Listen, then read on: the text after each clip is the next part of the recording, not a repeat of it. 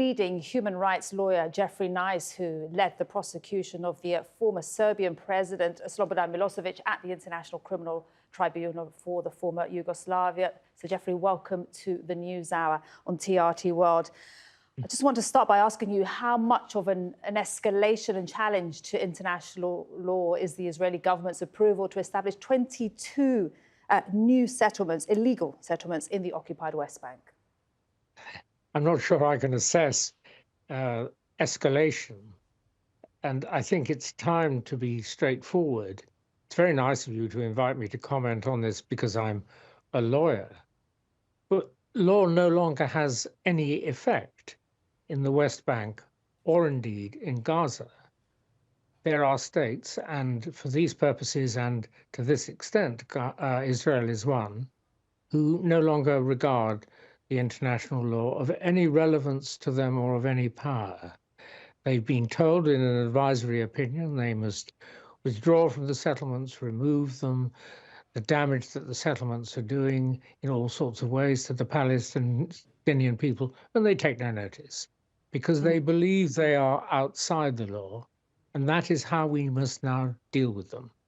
So escalation is not really, in a sense, I don't mean this dismissively of your excellent question, but escalation is hardly relevant. What we now need, and the British minister's good words may take us nowhere, there's only one thing that will help, and that is absolute determination and force, if necessary, of one kind or another, by America to compel Israel to comply with the law. But America may not want to do that because it believes it can itself do better than by applying the law, because it believes it can bring settlements of its own kind to all sorts of problems. And so, Geoffrey, as you say, Israel believe that they are outside the law. The law no longer has any impact on Israel. But how would you push the US to stop them? Well, we could talk about Gaza. That's a completely separate subject. I do want to come to Gaza, of course, but on the occupied West Bank and the settlements, the expansion there, what would motivate the US to push Israel? If I knew, I'd tell you. I mean, I was thinking about it as I was answering the question. How would it be if Americans were forced to consider in their multitudinous different habitations what it was like to be dispossessed, your land taken away from you, and forced out by an unlawful government? What would they say? Well, at the moment, it sounds as though they might just buckle down and let Trump do his worst, i.e. nothing or not enough. But maybe only by forcing people to consider what is happening to these unhappy, tragically mistreated people in the West Bank, may eventually Trump's mind turn to stopping what is a huge humanitarian violation. I'm sorry to sound so negative or not positive, but every country seeing this illegality, which it has seen for very many years and which has been pronounced on by the International Court of Justice on many occasions, unless countries put in the absolute maximum imposition of sanctions or whatever else on Israel, what will happen is it'll be disregarded and disregarded because people somehow think there are political interests more powerful and more important than obeying the law. Well, if that's the view of our politicians, this is what happens. More broadly, can I ask you how you would describe Israel's war on Gaza at nearly 20 months in? First of all, we must always recognize the grotesque, evil, wicked violation of October 23, and indeed to recognize that firing rockets since then out of Gaza into inhabited areas of Israel, if that's happened, is bound to be a war crime.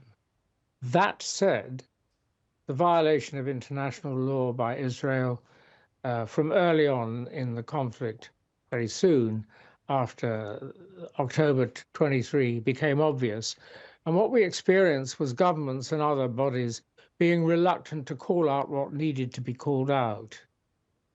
And for my money, it's time somebody went up to Mr. Netanyahu and went up to whoever is the surviving leader of Hamas and said to them, is a Palestinian life worth the same, an innocent Palestinian's life, worth the same as an innocent Israeli's life? And then to ask the opposing question or the different question. We reached the sad state of affairs where, despite being part of a single humanity, my guess is that Israelis leaders would be unable to answer that question in a straightforward yes, lives are of equal value. And I'm not sure what the Hamas response would be either. We are in a horrible state of affairs. Sorry. No, just sorry to interrupt. Just on the point of calling out, very briefly, Sir Geoffrey, would you call it a genocide? There's plenty of evidence. And no, I'm not going to give an answer to that. Not out of, I hope, weakness or anything like that, but just simply because two things. It's a government's duty to decide whether genocide is happening, not a judge's, nothing like that. It's a government's duty to decide it right here and now. And therefore, it's not for me to say, it's for my government, who has all the powers of investigation, to spell it out. And if they spell it out, then to honor their obligations under the Genocide Convention, Article 1. So it's up to them to say it. There is clearly a great deal of evidence upon which a conclusion about genocide can be reached. But if I start giving you an answer, then your viewers will look to commentators, and that's not a good idea. What one can do as a commentator and say, well, this is the law, look at Article 1 of the Genocide Convention about the intention to destroy a group in whole or part, which is the intention for genocide, which has to be found in an individual or in a cabinet, such as Mr. Netanyahu's, and look at the evidence and see whether this is, in fact, an attempt by one part of humanity, our single humanity, to destroy another part or a group of the other part simply because of who they are. And I think your viewers will be able to move towards a conclusion, but they're entitled to hear from the United States, Great Britain, Germany, whether their government's assessments are that this is genocide. Okay. So, Geoffrey, we've run out of time. Thank you very much indeed for speaking to us today on TRT World. So, Geoffrey Nice, really appreciate your time and comments. Thank you. You're most welcome.